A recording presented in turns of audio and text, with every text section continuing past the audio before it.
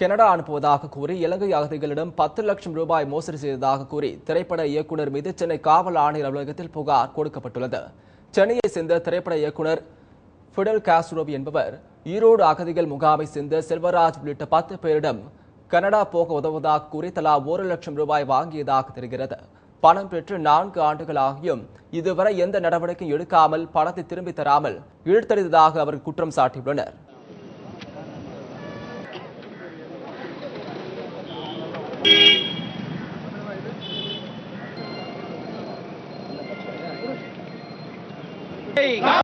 படம் ஷூட்டிங் எடுக்கிறதுக்காக வந்து எங்களோட தொடர்பு கொண்டார்.